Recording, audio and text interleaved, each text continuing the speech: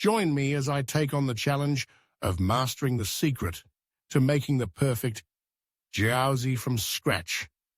Those delicate little packets of joy, Jiaozi, are a staple in Chinese cuisine.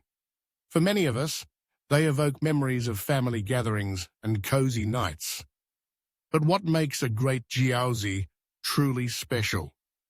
For cooking enthusiasts, mastering the art of making these dumplings from scratch is a badge of honor.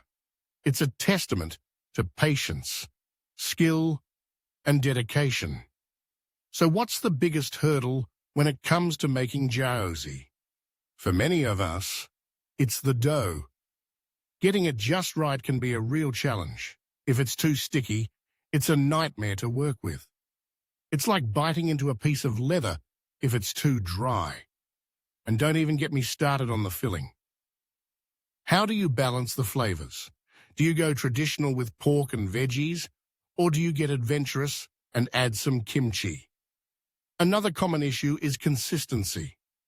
You'll get a few perfect jiaozi, and the rest will suddenly be misshapen or too thin.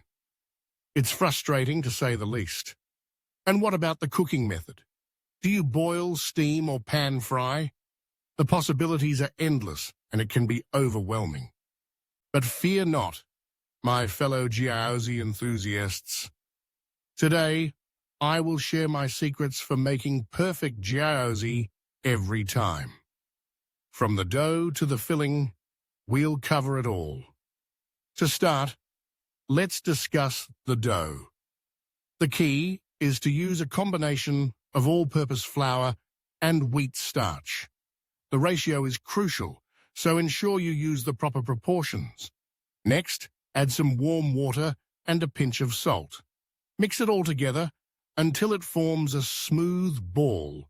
Then, let it rest for at least 30 minutes to allow the gluten to relax. Now, let's move on to the filling. I like to keep things simple, with a classic pork and veggie combo. The key is to use high-quality ingredients and not overmix. You want the filling to be loose and juicy, not dense and dry. Add some soy sauce, sesame oil, and a pinch of white pepper, and you're ready. But here's the thing.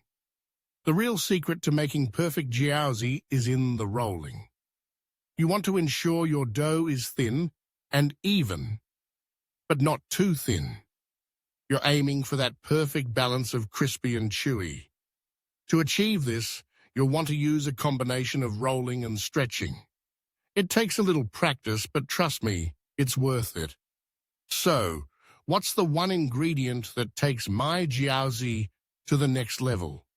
It's all about the addition of a little Shaoxing wine. It adds a depth of flavor and a hint of sweetness that elevates the entire dish. It's that special something that sets your jiaozi apart from the rest. As we wrap up this tutorial, let's recap the key points.